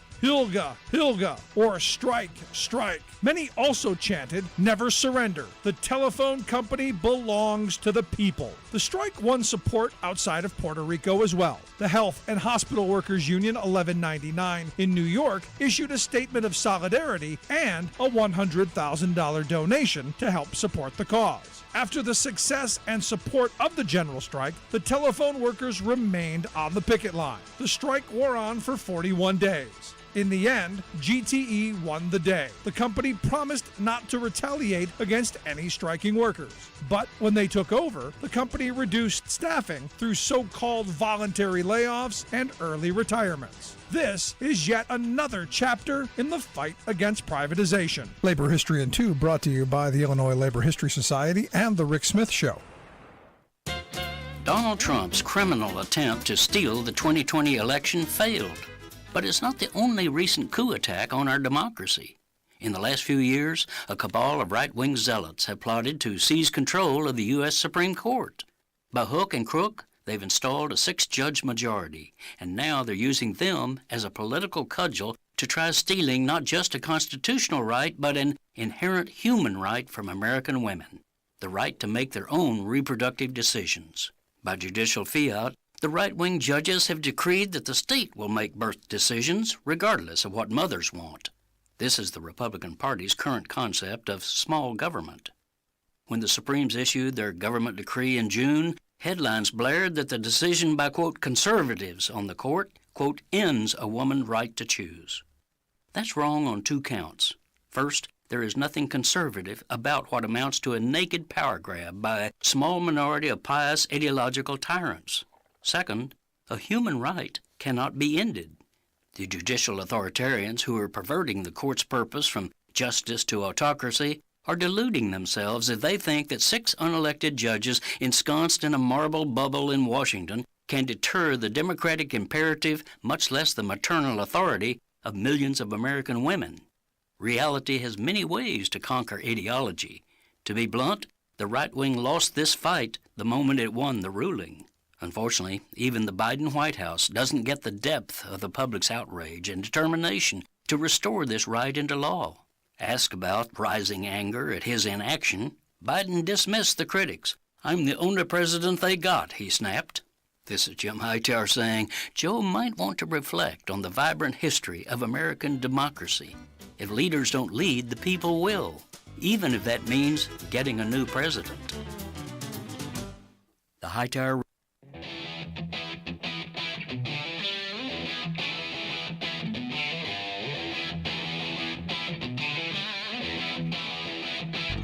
Welcome back to the Rick Smith Show. Now, here is Rick Smith. So still hopeful that something can be done on the skinny Build Back Better or the Build Back Mansion plan, because we need some investments. We need some things done on the prescription drug front. It'd still be nice to get some stuff done on the helping low-income families, but that ship long sailed. Ultimately, for me, it comes down to some interesting bits, though. It comes back to taxing the very well-to-do and using that money in a much better way. And what I found interesting is our friends over at In the Public Interest came out with a bit that pointed out that some of the money from the American Rescue Plan that was given to communities to be used, I don't know how communities need it. Madison, Wisconsin. They're building Occupy Madison. They're building little tiny homes, a little community place for homeless folks to be able to have an actual, an actual home. Gee, our tax dollars did that. Wouldn't that be nice if we had that kind of, thought, in a lot of places?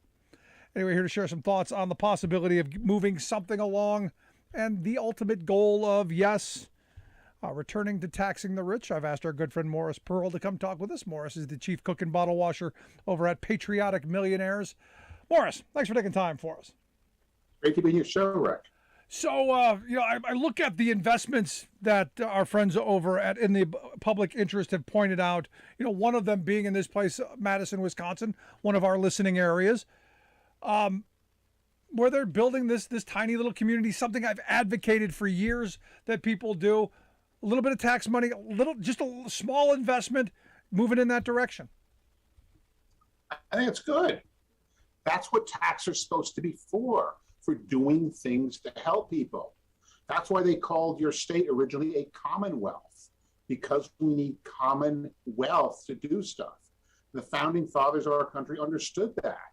But now, we have this philosophy, everyone should be independent. Everyone should do their own thing. No one should help anybody. And that just doesn't work.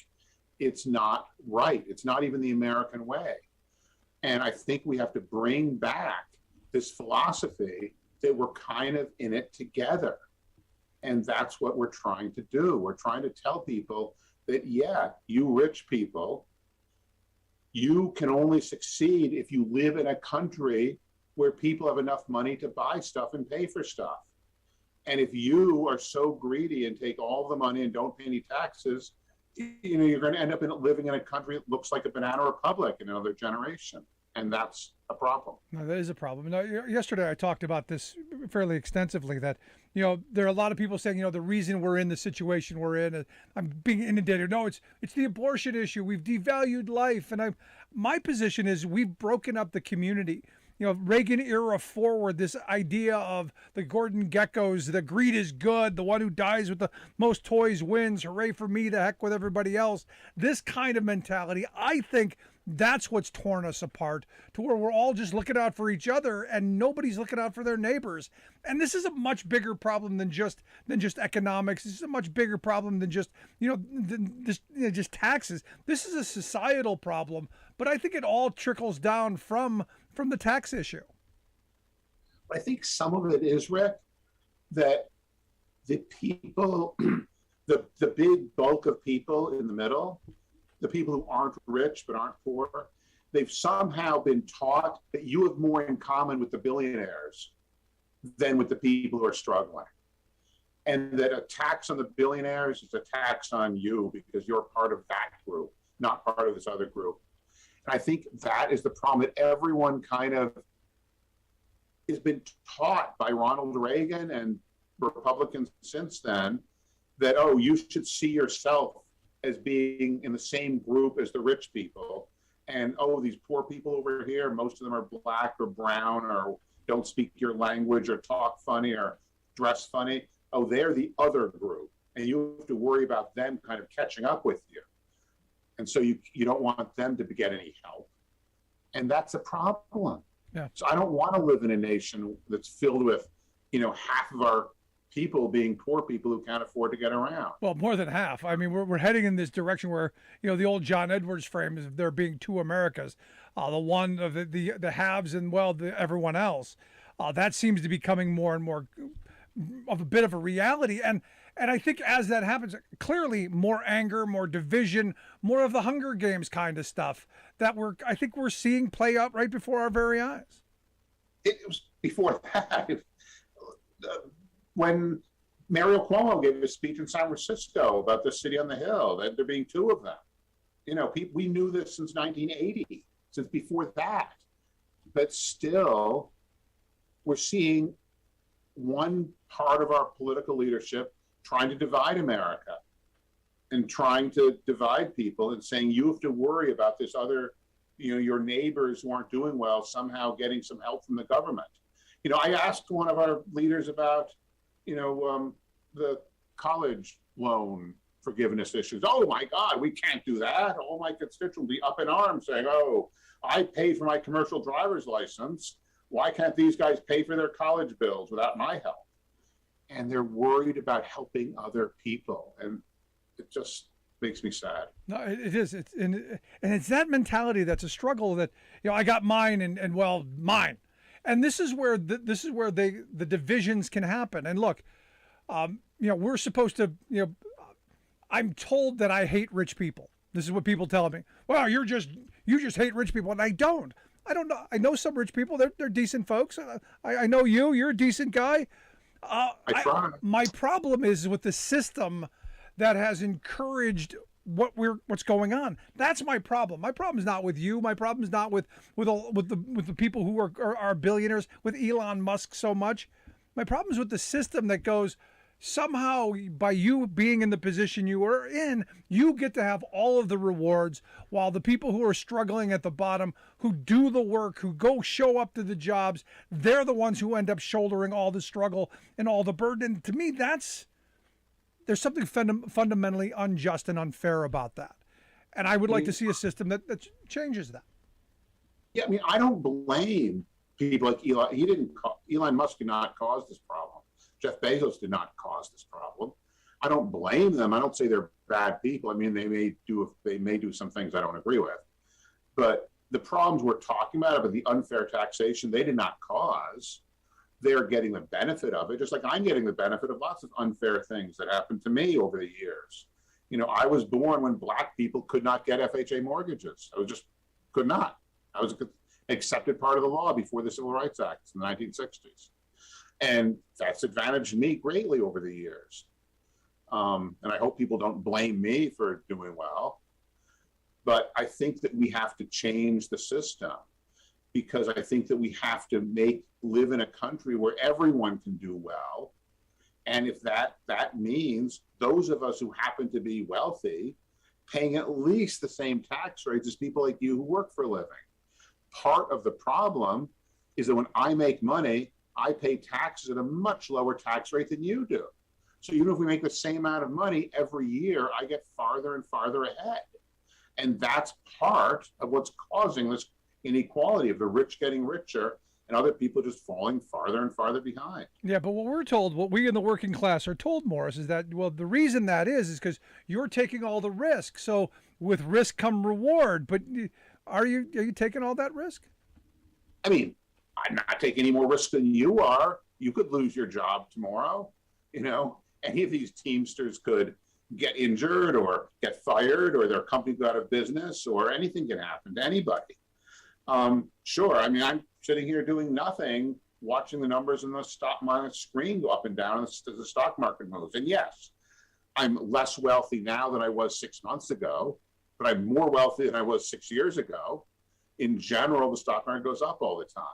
And sure, I'm taking risks, but a lot of people take risks. The waitress who served your coffee at Denny's is taking a risk. You might have decided not to tip this morning.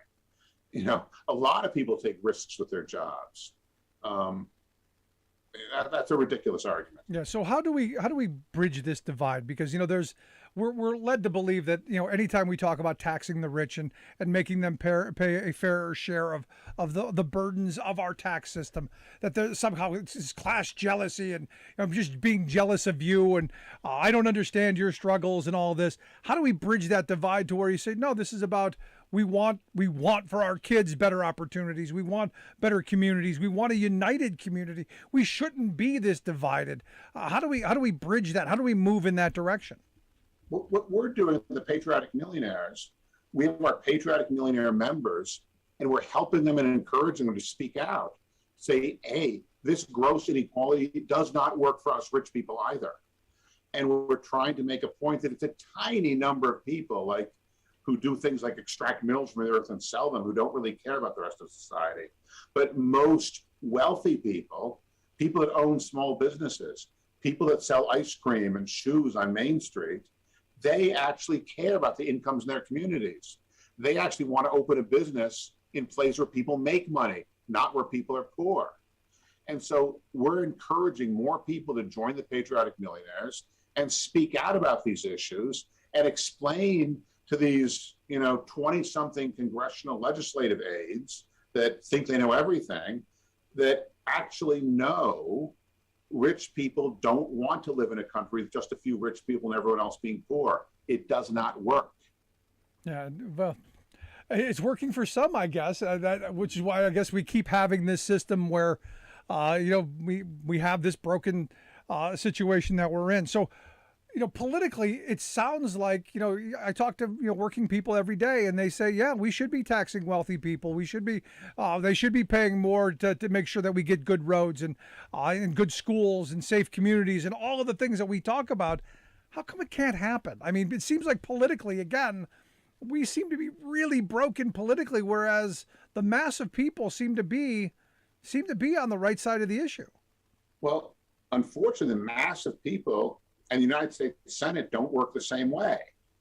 We currently have 48 senators who think the way you do, Rick, and the way I do, and they represent the vast majority of the people, but there are only 48 votes in the United States Senate out of 100. And they lose 48 to 52 because the people from the smaller states have much more weight in the Senate. And unfortunately, the United States Senate is not a representative body and does not represent the American people very well. And it gives far more weight to some small groups of people who, I don't know what they believe, but they don't believe in fairness and equality. So how do we then move this forward? Because at the end of the day, still got to get past the Senate. I know there's a lot of talk of, we need to undo the filibuster, but you still can't get to 50. You want to use budget reconciliation, but you got Manchin and Sinema, and now McConnell saying he'll blow other things up. It just seems like the deck is rigged, which I think a lot of people have kind of, are kind of throwing their hands up in despair. Is there a positive message in this? They're right. That's why we're going to a place like Pennsylvania to elect different United States senators. That's why we're going to a place like North Carolina and Wisconsin and Ohio. And we're going to try to get a few different people in the United States Senate. And we're going to see what we can do with, 51 or 52 or 53 instead of 48. And we're going to make those people do their jobs for the American people. Let me think about that. Let's do their jobs. Wow, imagine that. Imagine if they actually did what we need them to do, the kind of place we could have. We could live a lot differently. There are countries in the world that have the same problems that we do where people are a lot better off. And some of it is because a large group of Americans just believe that it's not right for some people to help other people. And that that doesn't work for me. I mean, I believe we live in a community where we all have to work together, and we all sort of rise and fall together, and we'll all be much better off if we're all better off. And that's what we're trying to work on. You're listening to the Rick Smith Show. We're with Morris Pearl. He's the chairman of the Patriotic Millionaires, patrioticmillionaires.org, the website if you want to check out the work that they do. He's also the co-author of the book Tax the Rich, How Lies, Loopholes, and Lobbyists Make the Rich Even Richer. Highly suggest getting a copy of that. You can get that at patrioticmillionaires.org. We'll get links out on social media how you can do that. Now, I want to finish up kind of on this direct kind of push, because we got to get something in this next bit of legislation to get some more revenue in so that we can use this in ways to, make things better. What's the direct push to get something through the skinny Build Back Better, the Build Back Mansion, whatever? Is there a direct push for this, or is this a next election thing?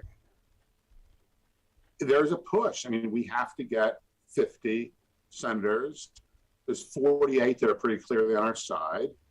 And through some combination of pushing and pulling and good cop, bad cop, whatever, we have to get up to 50 with, Kamala Harris walking in and saying, call the rolls and bang the gavel. So hopefully we will get there. Yeah, but what I'm saying is, the 50, you got 48 Democrats. You need two. You need two more at least. Are there two Republicans if Manchin and Sinema aren't going to be there? Are there targets that people can contact? Are there people that go, hey, we're push them along? I don't know. Is there another path besides Joe Manchin, besides West Virginia and Arizona? I mean, I think for right now, between this year, those are two best paths. I don't think you're going to anyone on McConnell's team to sort of switch over on anything that counts. Yeah, no, you're not getting anything on Team McConnell to come and help working people. I think you got that right. Yeah. But Morris, I appreciate the time as always. Great stuff. Appreciate it. Thank you. Good stuff. Our good friend Morris Pearl. Make sure you check out the work that they do over at Patriotic Millionaires. Patrioticmillionaires.org, the website, the book. Make sure you get it. Tax the Rich: How Lies, Loopholes, and Lobbyists Make the Rich Even Richer. Going to take a quick break. Right back after this. Stick around. You're listening to The Rick Smith Show. We're working people. Have a good time.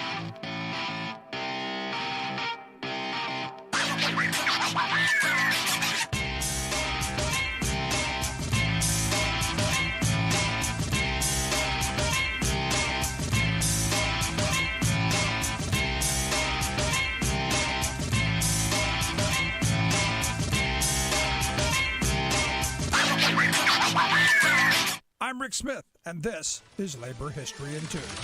On this day in labor history, the year was 1905. It was the 10th day of the convention in Chicago, Illinois, where William Big Bill Haywood of the Western Federation of Miners and Daniel De Leon and Eugene V. Debs of the Socialist Party founded the Industrial Workers of the World. The IWW, or Wobblies as they're sometimes called, was formed in part in response to the American Federation of Labor's opposition to organizing unskilled labor. Bill Haywood proclaimed in the founding convention, "This is the Continental Congress of the working class. We are here to confederate the workers of this country into a working class movement that shall have for its purpose the emancipation of the working class from the slave bondage of capitalism." In the first 2 decades of the 1900s, the IWW cut across traditional guild and union lines to organize workers in a variety of trades and industries. Many notable people were either members or supporters of the IWW, including Mother Jones, Elizabeth Gurley Flynn, and Joe Hill. Hill, along with Ralph Chaplin and T-Bone Slim, compiled a book of labor songs in 1909 known as the Little Red Songbook. I dreamed I saw Joe Hill last night, alive as you or me. The Wobblies were opposed to U.S. involvement in World War I, which they called a war for capitalism and empire. However, in 1917, Congress passed the Espionage Act, which exacted harsh financial penalties or even jail time for anyone speaking out against the war. One of the people arrested under the Espionage Act was Bill Haywood. In the aftermath, the IWW declined in membership and influence. Labor History in 2 brought to you by the Illinois Labor History Society and The Rick Smith Show.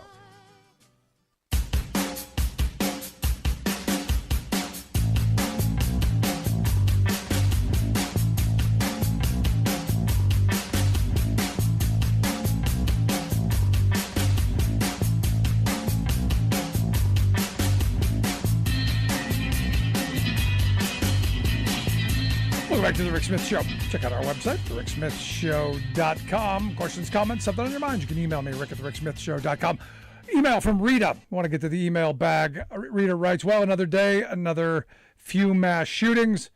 I'm guessing that the right wing and the NRA will say that yesterday's mass shootings in an affluent suburb just north of Chicago might have been stopped if there had been some good guys with guns riding on the July 4th parade float. It's disgusting that the right of an angry white 22-year-old male to own a weapon of war took away the lives and rights of so many people. She writes, my dad and all my uncles fought in World War II, and if they were alive today, they could never have imagined what the kind of firepower allowed to be carried by civilians. Weapons that totally obliterate human bodies and flesh, blowing them to smithereens. And, I thank you, Rita, for the email. I think back to, my grandparents, and, my grandfather had a gun, and that generation, everyone had, something, the pump action rifle, that was the culture. Everyone had the shotgun in the corner, or, something. But you didn't see many Tommy guns laying around. You didn't see the weapons of war, because they weren't allowed to bring them back. Now, occasionally someone would you didn't get bullets for them. You didn't have the kind of destructive capacity. And this has been my problem for a very long time. I'm not against people owning guns. I've got one. I'm against this idea that we're weaponizing society for war against each other. Now you go, but Rick, the country was founded on, the idea that, a well-regulated militia, everybody was going to be in the militia. Because remember, one of the first acts of our government, Congress, and one of the things George Washington signed into law was that every male, above a certain age and below a certain age had to go out and purchase, own, and maintain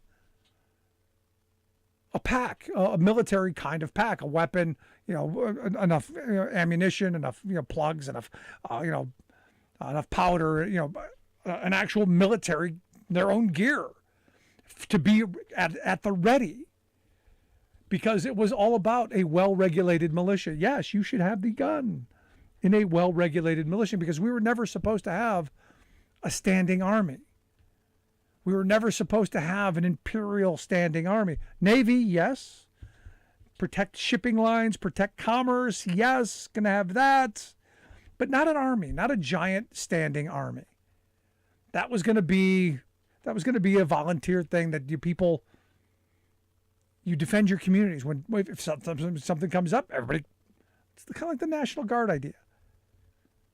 In those moments, everyone, fall in. What we've now done is we've said, no, everyone needs to have a weapon of war. And now you can't even go to a parade.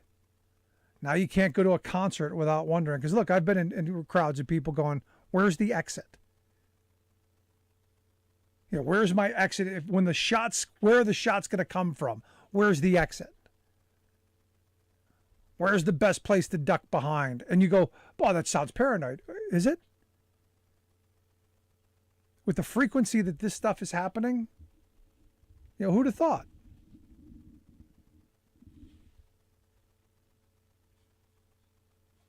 And this is one of those moments where we had better come to some bit of sanity on a bunch of levels, where we had better take care of our neighbors, and we'd better hold people responsible, parents responsible.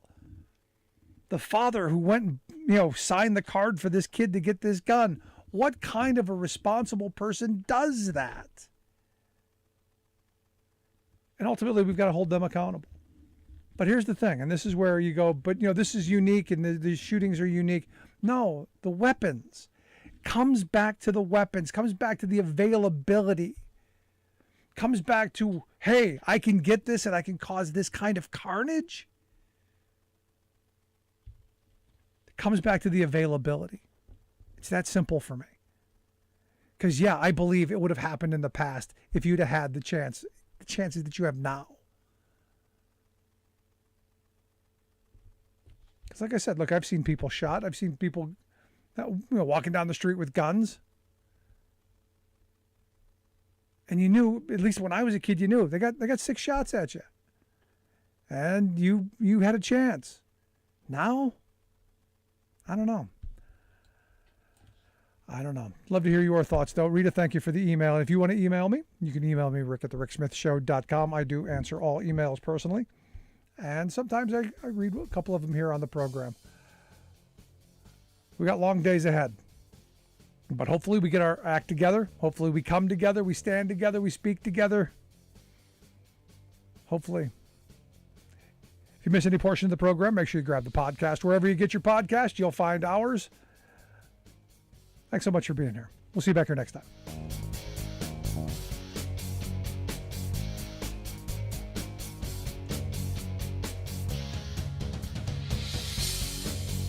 You've been listening to The Rick Smith Show. Email Rick at rick@thericksmithshow.com. Until next time, this has been The Rick Smith Show, where working people come to talk.